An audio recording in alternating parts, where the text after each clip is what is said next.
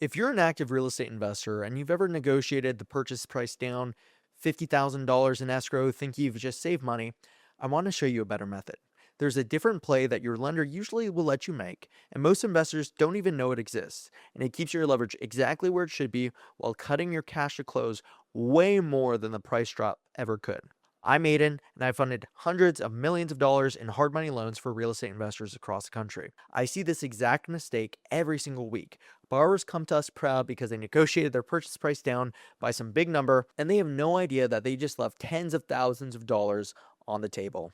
The reason this isn't taught isn't because it's overly complicated, it's because the people teaching real estate to investors are usually agents and wholesalers, not lenders, so they're not thinking about the deal from the lender side at all. So I'll get to exactly why that matters in a minute. Here's what we're going to cover. First, I'll walk you through the math on why reducing the purchase price actually costs you leverage. Then I'll use a clean $1 million example so you can follow along. Second, I'll show you the move that fixes it. It's called a seller's credit, and how your lender will let you use it if you ask. And third, I'll give you the limits, how much seller credit a lender like us will actually allow, so you know exactly what to negotiate for on your next deal. The wrong move. Why price reduction costs you leverage? Let's set it up with this $1 million purchase price where you've negotiated $50,000 off. Your new purchase price is $950,000.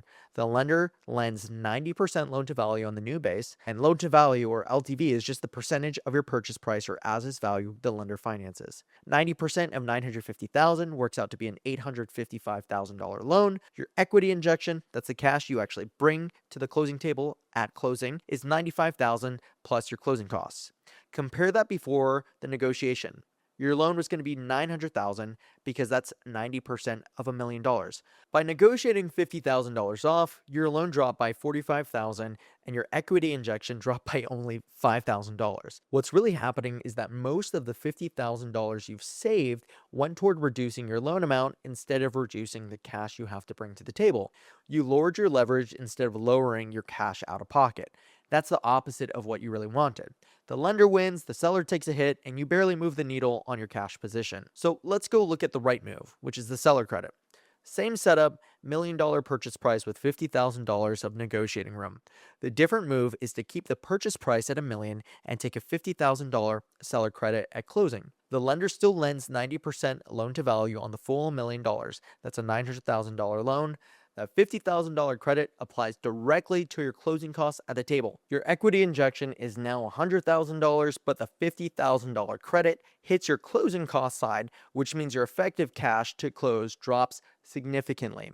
It's the same negotiation outcome on paper, but the financial result in your bank account is completely different. The seller is whole, the lender's loan is bigger, and your cash to close is lower. Everybody actually wins. The way I think about this is the difference between getting a discount and getting cash back at a store. A discount lowers the sticker price, which means everything the store calculates off of, financing, rewards, future comps, drops along with it. Cashback keeps the sticker price exactly the same and just hands you money on the side. For a lender, the sticker price is what they lend against. A higher sticker means more leverage. More leverage means more money in your pocket. A seller credit lets you have both. Full leverage and cash back at closing. That's the difference between negotiating like a home buyer and negotiating like an investor. So there are limits, and let's talk about how much seller credit you can actually take. RSC private lending allows somewhere between 2 to 6% seller credit depending on which program you're in. 2% on a $1 million deal works out to be $20,000. 6% works out to be $60,000. Different programs have different caps. A fix and flip program has one set of limits, ground up construction has another set. Our rental loan program has another set on top of that. This is exactly why pre-approval is the right moment to ask about seller credits, not the closing table. By then, it's usually too late to restructure anything. You can actually run your specific deal through a free hard money calculator at calculator.rscprivatelending.com, where you can plug in your purchase price and your rehab budget and your ARV, and the calculator shows you what leverage we'd offer, and using that, you can calculate the seller credit cap on whichever program best fits your deal. All of that before you ever sit down to negotiate with the seller. So when you do walk into that negotiation, you already know what exactly to ask for. And one more thing, some sellers will push back on a seller credit because they think it makes their list price look weaker on the market. The fix is to position it correctly through their agent. Frame it as a closing cost contribution rather than a discount. Most listing agents accept this framing because the comparable sale records the higher number, which actually protects the neighborhood comps for everyone. And the sellers benefit too. Their listing closes at full price on paper, which matters. This is a small detail that makes the difference between a seller saying yes and a seller saying no. It's worth knowing how to phrase it, or at least knowing how to explain it to your agent so they can phrase it to the seller's agent. So guys, if you want to know what the seller credits would look like for an exact deal and what our caps are, comment what your numbers are, what market you're in, and we can reach out and let you know how we would best structure it with the seller credits. Before I wrap this up, there's one more thing about seller credits that I really want to flag. The reason most investors miss this isn't a knowledge gap, it's actually a timing gap. By the time most investors learn about seller credits, they've already gone to the seller to agree to a price reduction, and then the deal is already in escrow, and no one wants to adjust differently. At that point, the restructure gets awkward and uncomfortable for everyone involved. The move is to know what your lender allows before you start negotiating. That way, you walk in with the right play already on the table from day one.